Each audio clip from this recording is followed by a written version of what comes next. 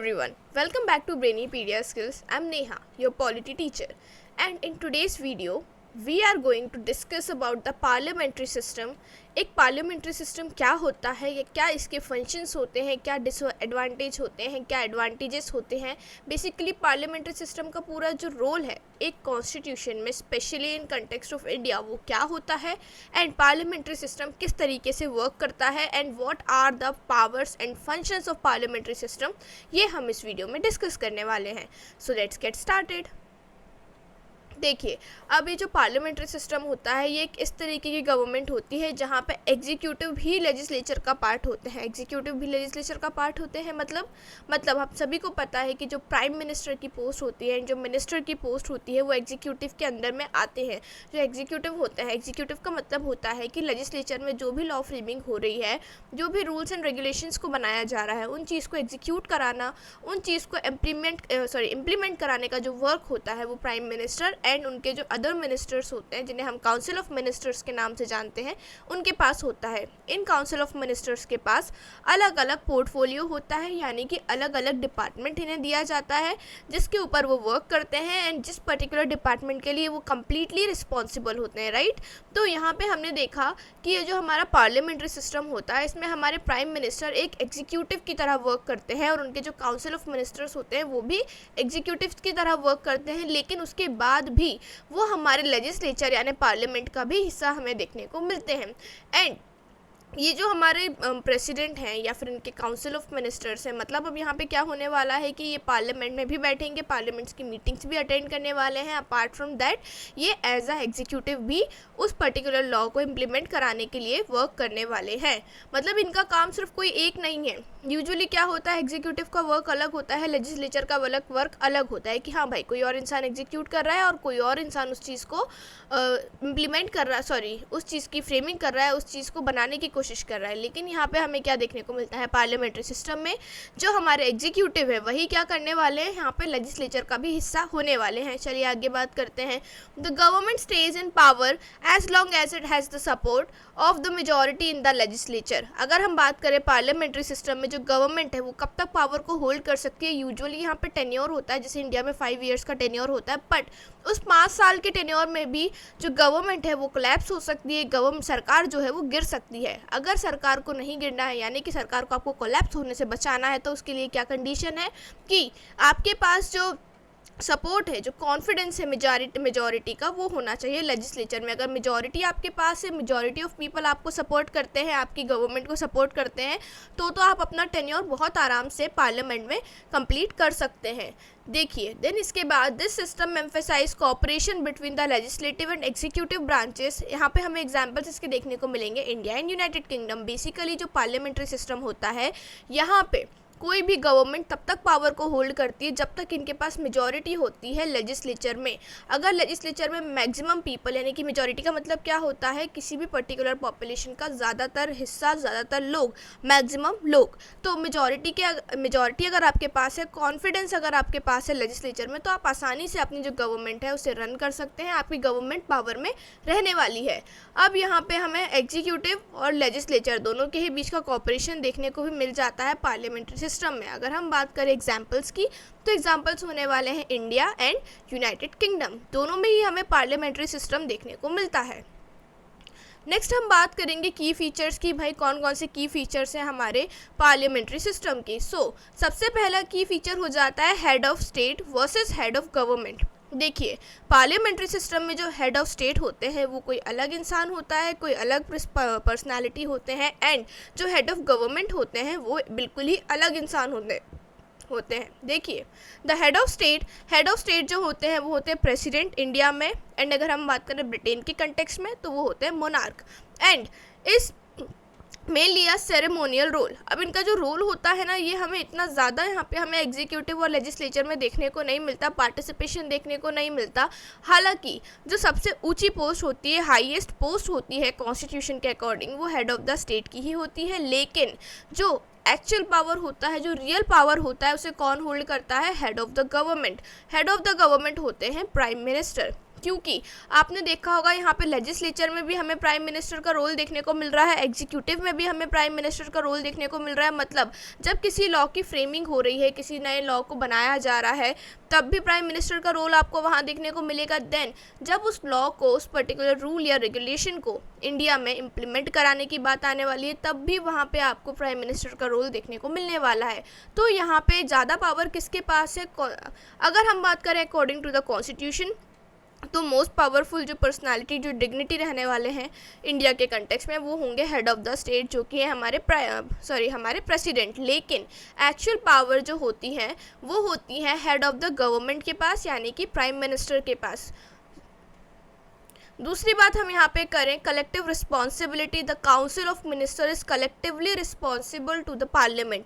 अब यहाँ पे जो काउंसिल ऑफ मिनिस्टर्स होते हैं, council of ministers basically prime minister के अंडर में वर्क करते हैं। ये सारे ही जो होते हैं काउंसिल ऑफ मिनिस्टर्स, ये इन्हें हम इलेक्ट करते हैं बाय इनडायरेक्ट इलेक्शंस।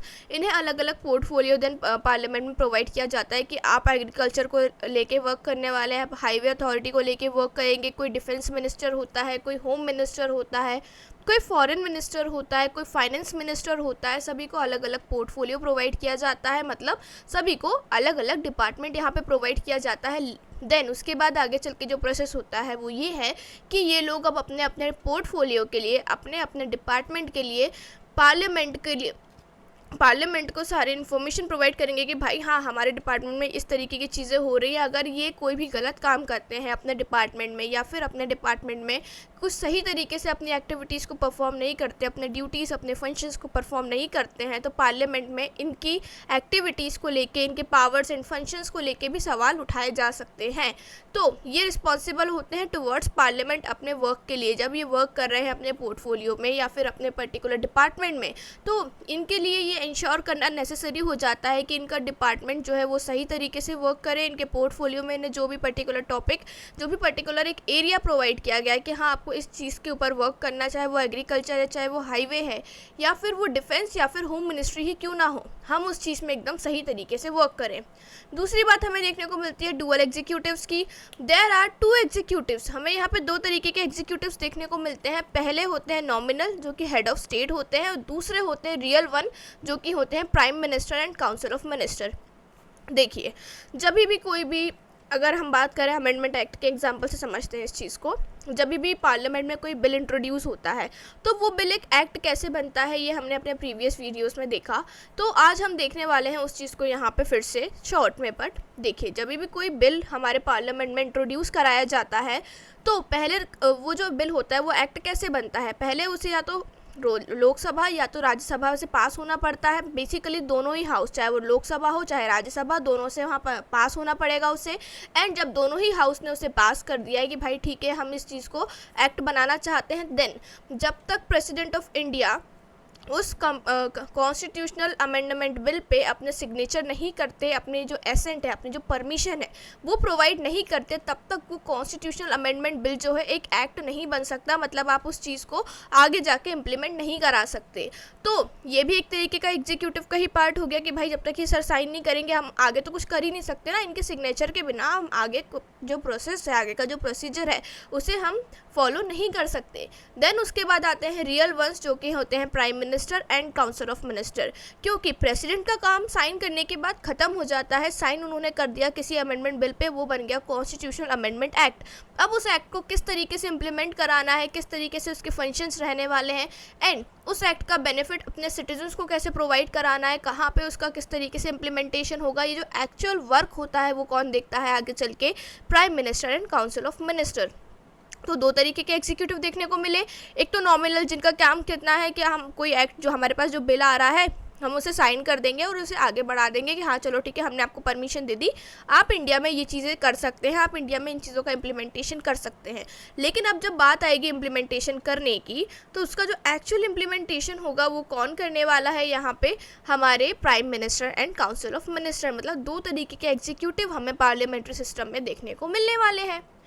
आगे बात करेंगे fusion of powers. Fusion of powers हमें देखने को मिलता है कैसे, यहाँ पे क्योंकि जो हमारे एग्जीक्यूटिव होते हैं, जो हमारे प्राइम मिनिस्टर एंड उनके बाकी मिनिस्टर्स होते हैं, वो लेजिस्लेचर का हिस्सा होते हैं। मतलब वो 2 तरीके की पावर्स को होल्ड कर रहे हैं यहाँ पे। एक तो लेजिस्लेटिव पावर्स, जहाँ पे वो लॉ फ्रेमिंग का हिस्सा होने वाले हैं कि किस तरीके के एक्ट आने चाहिए, किस तरीके के अमेंडमेंट्स होनी चाहिए, ये सारे डिस्कशन का भी वो हिस्सा रहने वाले हैं। अपार्ट फ्रॉम दैट, जब वो अमेंडमेंट आ चुका है, इंडिया में इंट्रोड्यूस हो चुका है वो अमेंडमेंट एक्ट, तो इस चीज़ को जो एग्जीक्यूट कराने का काम है, इंडिया में जो इम्प्लीमेंट कराने का काम है, वो भी किसका होने वाला है? प्राइम मिनिस्टर एंड उनके मिनिस्टर्स का।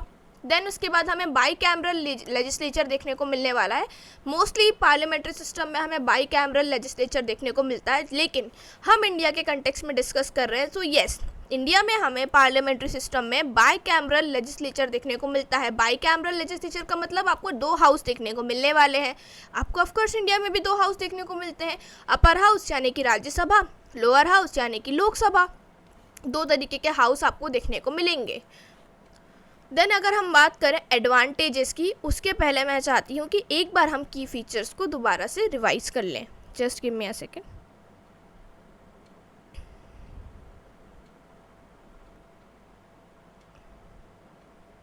Yes, let's continue. की फीचर्स में सबसे पहले हमने देखा कि 2 तरीके के हेड आपको देखने को मिलने वाले हैं। एक तो हेड ऑफ द स्टेट, दूसरे head of the government. And दोनों में से ही रियल पावर अगर किसी के पास है, ज़्यादा फंक्शंस अगर किसी के पास हैं, तो वो है हेड ऑफ द गवर्नमेंट। क्योंकि हेड ऑफ द गवर्नमेंट जो है वो लेजिस्लेचर में भी पार्टिसिपेट कर रहा है। अगर वो चाहे तो किसी भी एक्ट को आसानी से पास करा सकते हैं, क्योंकि उनके पास क्या होती है, मोस्ट ऑफ द टाइम आपको मेजॉरिटी देखने को मिलती है। और गवर्नमेंट जो भी बिल इंट्रोड्यूस कराती है, गवर्नमेंट के अगर कोई मिनिस्टर्स हैं वो किसी बिल का इंट्रोडक्शन पार्लियामेंट में करेंगे, तो उनका जो बिल होने वाला है वो बहुत आसानी से कई बार पास हो जाता है। क्योंकि दोनों ही हाउसेस में अगर जो हमारी गवर्नमेंट है उनकी मेजॉरिटी आपको देखने को मिलेगी, तो जो बिल होंगे इंट्रोड्यूस कराए जाएंगे मिनिस्टर्स के द्वारा, वो बहुत आसानी से पास हो जाएंगे बाय द पार्लियामेंट। अब जब बिल पार्लियामेंट से पास हो जाएंगे तो उन्हें एक्ट बनने के लिए प्रेसिडेंट के सिग्नेचर, प्रेसिडेंट के एसेंट लगते हैं।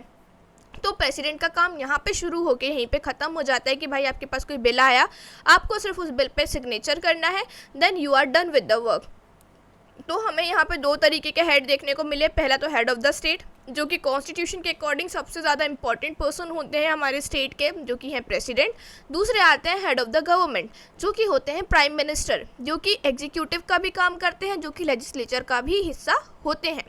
दूसरी बात की हमने कलेक्टिव रिस्पॉन्सिबिलिटी। अब जो काउंसिल ऑफ मिनिस्टर्स होते हैं ना, वो अपने एक्शंस के लिए पार्लियामेंट की तरफ रिस्पॉन्सिबल होते हैं। उन्हें पार्लियामेंट में आंसर्स देने पड़ते हैं अपने एक्शंस के। अगर हमने काउंसिल ऑफ मिनिस्टर्स को अलग अलग पोर्टफोलियोज प्रोवाइड किए हैं, अलग अलग डिपार्टमेंट्स प्रोवाइड किए हैं, तो अगर उनके डिपार्टमेंट में कोई गलत काम हो रहा है, कोई गलत एक्टिविटी हो रही है, कोई एक्सीडेंट हो गया है, या फिर इससे उनके डिपार्टमेंट से रिलेटेड कोई भी नेगेटिव न्यूज़ मार्केट में चल रही है, या फिर इंडिया में डिस्कशंस हो रहे हैं कि भाई जो इंडिया के हाईवेज़ हैं, मान लीजिए इंडिया के जो हाईवेज़ हैं, इंडिया की जो रोड्स हैं वो सही नहीं है, बहुत गड्ढे देखने को मिलते हैं, सही तरीके से काम नहीं किया जाता है, एक्सीडेंट बहुत होते हैं हाईवेज़ के कारण, हाईवे पे कंस्ट्रक्शन वर्क अच्छे से नहीं होता। ये सारी चीज़ें कि अगर न्यूज़ पार्लियामेंट तक जाती है, तो जो भी हमारे हाईवे मिनिस्टर होंगे या फिर जो भी हमारे रोड्स को लेके मिनिस्टर जो हैं, जिनको ये पोर्टफोलियो प्रोवाइड किया गया है, वो इंसान क्या करने वाले हैं, वहाँ पे अपना एक्सप्लेनेशन पेश करने वाले हैं पार्लियामेंट को, क्योंकि वो जवाबदेह होते हैं अपने एक्शंस के लिए। उन्हें रिस्पॉन्सिबिलिटी दी जाती है उस पर्टिकुलर डिपार्टमेंट की, उस पर्टिकुलर पोर्टफोलियो की।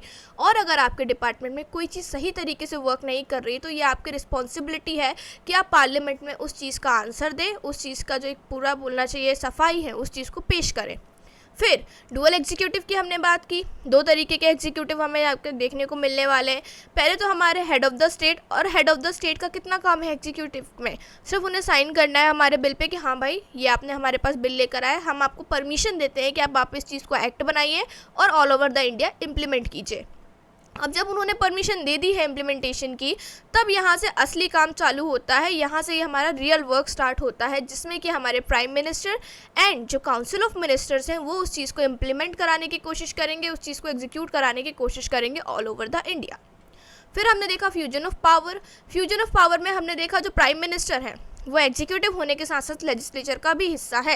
अगर वो एग्जीक्यूटिव का वर्क कर रहे हैं, तो वो लेजिस्लेचर में भी बैठ के जो कॉन्स्टिट्यूशनल अमेंडमेंट बिल्स आ रहे हैं उनकी चीज़ों को समझ रहे हैं, उनकी चीज़ों को सुन रहे हैं। बेसिकली वो पार्लियामेंट का भी हिस्सा होते हैं, वो काउंसिल ऑफ मिनिस्टर्स हो या फिर हमारे प्राइम मिनिस्टर ही क्यों ना हो।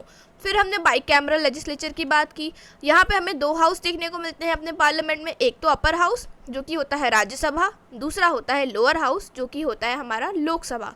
ये दोनों ही चीज़ें हमने देखी। बात करेंगे एडवांटेजेस की। अब पार्लियामेंट्री सिस्टम क्या होता है, इसके क्या की फीचर्स होते हैं, ये तो हमने देख लिया।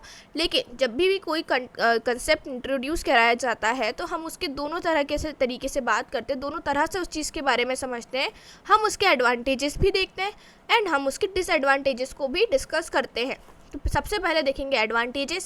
सबसे पहला एडवांटेज है accountability. The government is answerable to parliament ensuring transparency. अभी जो गवर्नमेंट होती है ना, अभी मैंने आपको बताया जो काउंसिल ऑफ मिनिस्टर्स हैं उन्हें अलग अलग पोर्टफोलियो दिया। स्पेशली अगर हम गवर्नमेंट ऑफ इंडिया की बात करें तो वो अपने एक्शंस के लिए पार्लियामेंट में उन्हें आंसर्स पेश करने होते हैं। अगर गवर्नमेंट ऑफ इंडिया के अंडर में कोई गलत काम हो रहा है, कोई गलत एक्टिविटी हो रही है, मान लीजिए कोई बहुत बड़ा एक्सीडेंट हो गया, कोई बहुत बड़ा करप्शन का केस सामने निकल के आया, या फिर ऐसी कोई न्यूज़ सामने आई निकल के जिसमें गवर्नमेंट ऑफ इंडिया जो है वो गिल्टी पाई गई, या फिर उनके कुछ एक्शंस, गलत एक्शंस जो हैं वो लाइमलाइट में आए, तो उस कंडीशन में गवर्नमेंट ऑफ इंडिया जो है वो आंसरेबल रहने वाले हैं पार्लियामेंट को। पार्लियामेंट में उन्हें अपने जो एक्शंस हैं, अपने जो डीड्स हैं, उनकी सफाई देनी पड़ती है, उन्हें एक्सप्लेनेशन देना पड़ता है कि नहीं सर, ये जो चीज़ें हैं वो इस तरीके से वर्क कर रही हैं। जो अपोजिशन पार्टी होती है बेसिकली पार्लियामेंट में गवर्नमेंट के ऊपर सवाल उठा सकती है कि भाई आपके पास ये पोर्टफोलियो है, आपके रहते हुए इस पर्टिकुलर डिपार्टमेंट में ये गलत काम हुआ तो हुआ कैसे, क्या आपने इस चीज़ पे ध्यान नहीं दिया, क्या आपने अपने वर्क्स, अपने फंक्शंस को सही तरीके से परफॉर्म नहीं किया। इस तरीके के सवाल गवर्नमेंट में, पार्लियामेंट में उठ सकते हैं, जिसके कारण गवर्नमेंट के अंदर एक डर होता है, एक बोलना चाहिए सेंस ऑफ रिस्पॉन्सिबिलिटी होती है कि नहीं, हमें अपने जो काम है, अपने जो फंक्शंस हैं उन्हें सही तरीके से परफॉर्म करना है, क्योंकि यदि हम कुछ गलत काम करेंगे, कोई गलत एक्टिविटी को परफॉर्म करेंगे तो हमें पार्लियामेंट में लोगों को जवाब देना पड़ेगा, पार्लियामेंट में हमसे क्वेश्चनिंग हो सकती है। दूसरी बात हमने देखा flexibility. The government can be changed if loses the confidence of the majority. अब जो गवर्नमेंट है वो रातों रात चेंज भी हो सकती है अगर यहाँ पे हमारी गवर्नमेंट मेजॉरिटी को लूज़ कर देती है। कई बार हमने इस चीज़ के एग्जांपल देखे हैं कि जो गवर्नमेंट होती है वो रातों रात गिर जाती है। कई बार गवर्नमेंट ऐसी बन जाती हैं कि 5 इयर्स का टेन्योर कंप्लीट करने के पहले ही वो लैप्स हो जाती हैं, वो ख़त्म हो जाती हैं। इसका एक एग्जांपल हमें मध्य प्रदेश में देखने को मिला था। जब मध्य प्रदेश में कांग्रेस सरकार आई थी, चीफ मिनिस्टर जो है वो कमलनाथ बने थे, एंड उसके कुछ टाइम बाद ही कमलनाथ सरकार जो थी, कांग्रेस की जो गवर्नमेंट थी, उन्होंने मध्य प्रदेश में अपनी मेजॉरिटी को खो दिया, जिसके कारण मध्य प्रदेश में जो कांग्रेस की गवर्नमेंट थी वो लैप्स हो गई, वो ख़त्म हो गई। एंड बीजेपी जो थी, जो बीजेपी की गवर्नमेंट थी, बेसिकली शिवराज सिंह चौहान की गवर्नमेंट आई उसके बाद मध्य प्रदेश में, तो शिवराज सिंह चौहान के पास सभी लोग चले गए। उन्होंने जो वहाँ पे एमपी तो नहीं बोलना चाहिए मुझे, एमएलए थे यहाँ पे, क्योंकि हम स्टेट लेजिस्लेचर के कंटेक्स्ट में बात कर रहे हैं। तो जो एमएलए थे उन्होंने अपना सपोर्ट कमलनाथ सरकार से खींच के बीजेपी की ओर शिफ्ट कर दिया था, वहाँ पे टर्न कर दिया था, जिसके कारण कमलनाथ सरकार जो थी 5 साल का टेन्योर कंप्लीट करने के पहले ही लैप्स हो चुकी थी, ख़त्म हो चुकी थी। एंड मध्य प्रदेश में वापस से बीजेपी की गवर्नमेंट आई, जो सीएम थे, जो चीफ मिनिस्टर थे, वो वापस से शिवराज सिंह चौहान आगे चल के बने। उसके बाद रिप्रेजेंटेशन की अगर हम बात करें, member of legislature are directly elected by the people. अब ये देखो यहाँ पे हमारे जो मेंबर्स रहने वाले ना लेजिस्लेचर के, चाहे वो स्टेट लेजिस्लेचर हो या फिर हम सेंट्रल की बात करें, तो यहाँ पे जो लोग हैं, जो एमपी होते हैं, जो एमएलए होते हैं, उन्हें आप और हम इलेक्ट करते हैं। ऐसा नहीं है कि वहाँ नॉमिनेशन हो रहा है कि जो लोग प्रेसिडेंट के फेवरेट हैं या फिर जिन लोगों को प्रेसिडेंट पसंद करते हैं या फिर प्रेसिडेंट के कोई रिलेटिव्स हैं उन्हें ले जाके हम पार्लियामेंट में बैठा दे रहे हैं। नहीं, ऐसा कोई हमें फेवरेटिज्म का कॉन्सेप्ट देखने को नहीं मिलता। हमारे यहाँ पे फ्री एंड फेयर इलेक्शन का कंसेप्ट हमें देखने को मिलता है, जिसके अकॉर्डिंग हम लोग क्या करते हैं, all the citizen of India has the right to vote and choose their representative. India के सिटीज़न होने के नाते, इंडिया के नागरिक होने के नाते आपके और मेरे पास ये अधिकार होता है कि हम वोटिंग कर सकें एंड अपने रिप्रेजेंटेटिव को चूज़ कर सकें, ताकि वो पार्लियामेंट में जाके आपके और हमारे हित के लिए कार्य कर सके या फिर वर्क को परफॉर्म कर सके। अब ये तो हो गए एडवांटेजेस। सारे ही एडवांटेजेस देखने के बाद अब हम बात करेंगे डिसएडवांटेजेस की, क्योंकि इसके कुछ डिसएडवांटेजेस भी हमें देखने को मिलते हैं। सबसे पहला इंस्टेबिलिटी। अब यहाँ पे जो एडवांटेज था ना फ्लेक्सिबिलिटी वाला, अब वही क्या बन जाएगा एक डिसएडवांटेज भी, क्योंकि रातों रात गवर्नमेंट चेंज हो जाती है।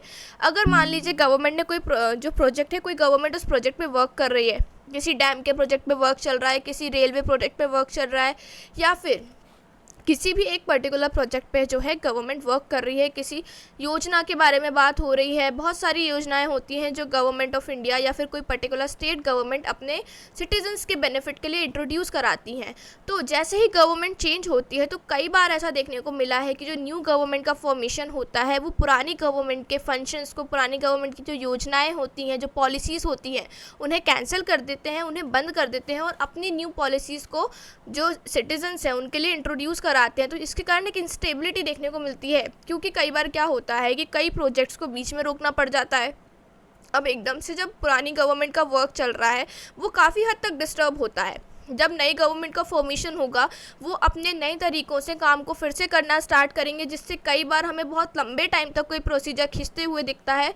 कई बार आपने देखा होगा कि इंडिया में अगर कोई कंस्ट्रक्शन का काम चल रहा है, कोई हाईवे बन रहा है, तो बहुत सालों तक बनता ही जा रहा है, बनता ही जा रहा है। और कई बार ऐसा हो जाता है कि अगर उस हाईवे का काम अंडर कंस्ट्रक्शन है, मान लीजिए वो स्टेट हाईवे है, नेशनल हाईवे नहीं है, और स्टेट हाईवे में स्टेट गवर्नमेंट जो है वो चेंज हो गई है, देन उस कंडीशन में उसका जो काम होगा वो कई सालों के लिए अटक जाएगा, क्योंकि अब तो गवर्नमेंट चेंज हो गई। यहाँ पे ये जो काम था ये तो पुरानी वाली गवर्नमेंट का था। अब ये डिपेंड करता है नई गवर्नमेंट में कि वो उस काम को, उस पर्टिकुलर प्रोजेक्ट को आगे कंटिन्यू करना चाहते भी हैं या फिर नहीं। या फिर मान लीजिए कोई स्टेट गवर्नमेंट है, उन्होंने वुमेंस के फ़ायदे के लिए कोई योजना निकाली, कोई पॉलिसी निकाली, जहाँ पे वो वुमेंस को या फिर लड़कियों को जो है 2000 2500 रुपये या जितना भी है मंथली रुपीस प्रोवाइड करते हैं। लेकिन अब उनकी गवर्नमेंट कोलैप्स हो गई, अब उनकी गवर्नमेंट हट चुकी है। तो अब ये आने वाली सरकार पे डिपेंड करेगा, आने वाली गवर्नमेंट पे डिपेंड करेगा कि वो उनकी इस पॉलिसी को आगे कंटिन्यू करना चाहते हैं या नहीं। तो ये जो चेंज ऑफ गवर्नमेंट होता है इसमें मोस्ट ऑफ द टाइम जो सिटीजन्स होते हैं उनको कई बार बहुत ज़्यादा सफ़र करना पड़ जाता है, बहुत नुकसान सहन करना पड़ता है। फिर उसके बाद यहाँ पे हमें डोमिनेंस ऑफ मेजॉरिटी पार्टी देखने को मिलता है कि अगर पार्लियामेंट में किसी भी पार्टी के पास, किसी भी पॉलिटिकल पार्टी के पास हमें मेजॉरिटी देखने को मिलती है तो भाई उनकी ही पावर रहेगी, उनकी ही सरकार रहेगी, वो जो चाहे वो कर सकते हैं। कईयों बार इस तरीके के कंसेप्ट हमें देखने को मिलते हैं। द रूलिंग पार्टी में dominate and suppress the opposition voice. अब यहाँ पे अगर मेजॉरिटी है किसी रूलिंग पार्टी के पास, मतलब एक पार्टी के बहुत सारे मेंबर्स पार्लियामेंट में बैठे हुए हैं, चाहे वो लोकसभा हो या राज्यसभा हो, तो जो अपोजिशन है उसका जो नंबर ऑफ पीपल हो जाएगा वो ऑटोमेटिकली कम हो जाएगा, जिसके कारण जो ज़्यादा लोगों वाली पार्टी है वो जो अपोजिशन है उनकी आवाज़ को दबा सकते हैं एंड अपनी मर्जी के अकॉर्डिंग बहुत सारे काम पार्लियामेंट में करवा सकते हैं, चाहे वो लेजिस्लेचर में हो या फिर वो एग्जीक्यूटिव में ही क्यों ना हो। तो ये भी एक तरीके की गलत बात देखी गई, एक डिसएडवांटेज है पार्लियामेंट्री सिस्टम का कि भाई जिस पार्टी के पास मेजॉरिटी होगी उस पार्टी के पास ही सारी पावर रहने वाली है, देन जो अपोजिशन रहेगा कई बार वो वीक हो जाता है और कई बार अपोजिशन की बातों को कम्प्लीटली पार्लियामेंट में इग्नोर कर दिया जाता है बाय द मेजॉरिटी पार्टी। फिर डिले इन डिसीजन मेकिंग। अब यहाँ पे हमने देखा कि 2 हाउस रहने वाले हैं हमारे, लोकसभा एंड राज्यसभा। तो जब भी कोई बिल इंट्रोड्यूस होता है तो उस बिल के ऊपर पहले होती है बहस, उस बिल के ऊपर होता है पहले डिस्कशन, बहुत लंबी बहसबाजी के बाद, बहुत लंबे डिस्कशन के बाद वो किसी एक हाउस से पास होता है। मान लीजिए कि हम लोगों ने इंट्रोडक्शन कराया किसी बिल का पहले राज्यसभा में, तो जब वो बिल राज्यसभा में आएगा तो सबसे पहले राज्यसभा में उस बिल के ऊपर होगा डिस्कशन, बातें स्टार्ट होंगी। कुछ लोग बोलेंगे कि ये बिल अच्छा है, ऑफकोर्स अगर गवर्नमेंट ने इंट्रोड्यूस कराया है उस बिल को तो गवर्नमेंट वाले जो होंगे, गवर्नमेंट के जितने भी सपोर्टर्स होंगे वो लोग बोलेंगे कि ये बिल अच्छा है, इसे हमें पास करवाना चाहिए। वहीं जो अपोजिशन के लोग होंगे वो उस चीज़ को अपोज करने की कोशिश करेंगे। जो गवर्नमेंट के लोग होंगे उस बिल की अच्छी बातें बताएंगे, उस बिल के पॉजिटिव एस्पेक्ट सबके सामने रखेंगे। वहीं जो अपोजिशन के लोग होंगे वो उस बिल के नेगेटिव एस्पेक्ट्स, नेगेटिव पॉइंट्स जो होंगे उसे पुट फॉरवर्ड करेंगे। इस तरीके से यहाँ पे चलेगी बहुत लंबी बहसबाजी, बहुत ज़्यादा लंबी आर्ग्यूमेंट, बहुत लंबी डिबेट। देन इसके बाद आगे चल के ऑफकोर्स अगर मेजॉरिटी गवर्नमेंट के पास है, जो रूलिंग पार्टी है उसके पास है, तो ये बिल राज्यसभा से पास हो जाएगा। देन इसका इंट्रोडक्शन होगा लोकसभा में। अब जब ये बिल लोकसभा में आएगा तो सेम प्रोसीजर फिर से रिपीट होगा, इंट्रोडक्शन होगा, डिबेट होगी, आर्ग्यूमेंट्स होंगी, डिस्कशंस होंगे। उसके बाद जाके ये जो हमारा बिल है ये लोकसभा से पास होगा। अब जब इन दोनों ही हाउसेस से ये जो हमारा बिल है ये पास हो चुका है, देन ये जाएगा प्रेसिडेंट के पास एसेंट के लिए, परमिशन के लिए कि सर आपकी परमिशन है कि हम इस बिल को आगे चल के एक्ट बनाएं एंड इंडिया में इसका इम्प्लीमेंटेशन करें। तो ये जो पूरा प्रोसेस होता है ये बहुत लेंदी होता है और बहुत कॉम्प्लिकेटेड हो जाता है कई बार, जिसके कारण जो अच्छे अमेंडमेंट बिल्स होते हैं उनका इम्प्लीमेंटेशन सही तरीके से और बहुत जल्दी नहीं करवा सकते। अगर आपको किसी चीज़ का इम्प्लीमेंटेशन कराना है उसके लिए आपको इतना लंबा प्रोसीजर जो होता है उसे फॉलो करना पड़ता है, तो जिसके कारण क्या हो जाता है, डिसीजन मेकिंग में डिले हो जाता है। कई डिसीजंस जो हैं हमें टाइम पे लेने चाहिए। कुछ डिसीजंस ऐसे होते हैं जिससे हमें थोड़ा अर्जेंटली, अगर कोई इमरजेंसी के टर्म में हमें डिसीजन लेना है तो यहाँ पे हमें काफ़ी डिले हो जाता है, क्योंकि यहाँ पे हमें इतना लंबा प्रोसीजर फॉलो करना है। पहले राज्यसभा से पूछो, फिर लोकसभा से पूछो, और जब वो दोनों मान जाए तो फिर राष्ट्रपति के पास जाके उनकी परमिशन लो, जिसके कारण कई बार हमें गवर्नेंस में थोड़ा स्लो डाउन देखने को मिलता है। कई बार आपने सुना होगा कि गवर्नमेंट का जो काम होता है वो तो काफ़ी ढीला होता है। गवर्नमेंट का काम है मतलब बहुत लंबा चलेगा, बहुत दिनों तक चलेगा। ये जो कंसेप्ट होते हैं ये कहीं ना कहीं यहीं से निकल के आते हैं, क्योंकि ये जो पूरा प्रोसीजर होता है पार्लियामेंट्री सिस्टम का ये बहुत लंबा होता है एंड बहुत ही ज़्यादा कॉम्प्लिकेटेड भी कई बार हमें देखने को मिल जाता है। अगर हम बात करें एग्जाम्पल्स की, ऐसी कौन कौन सी कंट्रीज़ हैं जहाँ पे आपको पार्लियामेंट्री सिस्टम देखने को मिलेगा, तो वो है India, United kingdom, Canada, Australia etcetera. ये सारी ही वो नेशंस हैं, सारे ही वो कंट्रीज़ हैं जहाँ पे आपको पार्लियामेंट्री सिस्टम जो है उनका इंट्रोडक्शन देखने को मिल जाएगा। चलिए let's have a quick revision of parliamentary system. जो पार्लियामेंट्री सिस्टम होता है, हमारे पार्लियामेंट्री सिस्टम में हमारे जो एग्जीक्यूटिव होते हैं वही हमारे लेजिस्लेचर का भी हिस्सा होते हैं, यानी कि prime minister and council of ministers जो है वो लॉज जो हमारे लॉज है, रूल्स रेगुलेशंस हैं, उनकी फ्रेमिंग में भी पार्टिसिपेट करेंगे। अगर कोई कॉन्स्टिट्यूशनल अमेंडमेंट बिल आया है तो वहाँ पे उनकी वोटिंग आपको देखने को मिलेगी। एंड देन उसके बाद जब ये इम्प्लीमेंटेशन की बारी आएगी कि लॉ पास हो चुका है, अब एक बिल एक्ट बन चुका है, जब यहाँ पे इसके इम्प्लीमेंटेशन की बात आएगी कि हाँ इस चीज़ को कैसे एग्जीक्यूट कराना है, तो यही लोग हमें एग्जीक्यूटिव में भी नज़र आने वाले हैं। फिर उसके बाद हमने देखा कि गवर्नमेंट जो है कब तक पावर में रह सकती है। वैसे तो एक फिक्स टेन्योर होता है, जैसे कि इंडिया में 5 ईयर्स का टेन्योर होता है गवर्नमेंट का। हर 5 सालों में इलेक्शंस होते हैं, नई गवर्नमेंट का फॉर्मेशन होता है।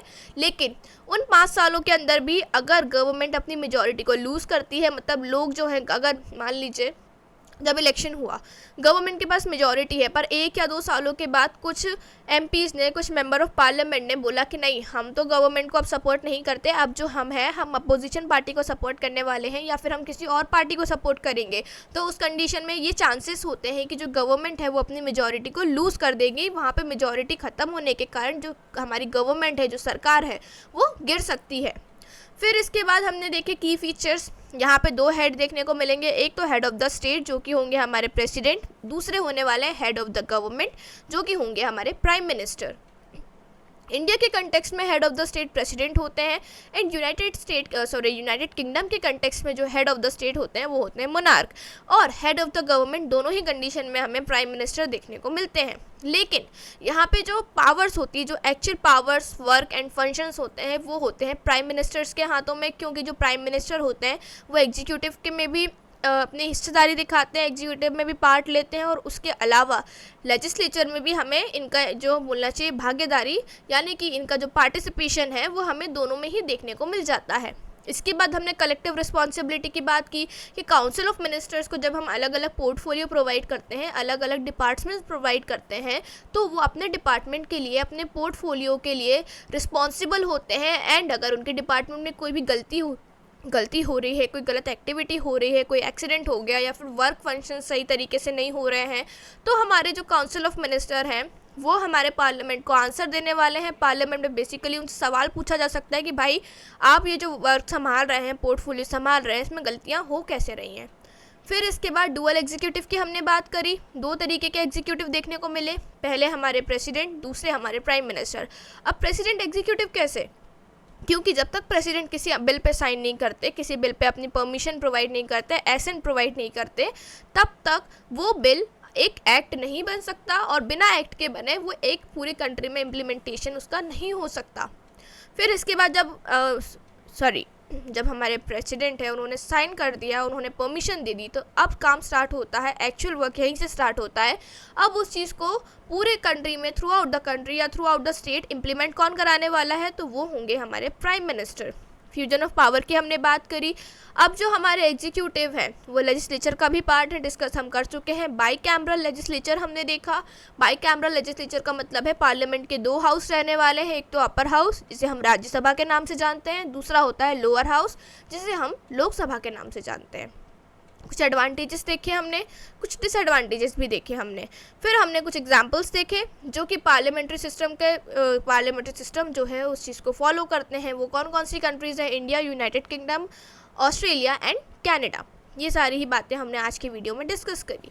So that's all for today's video. If you like the video, do like and share the video and don't forget to subscribe to the Brainipedia Skills, because here you will learn Indian polity in interesting way, and if you want to learn the Indian polity in detailed manner, then you should visit the website of Brainipedia Skills.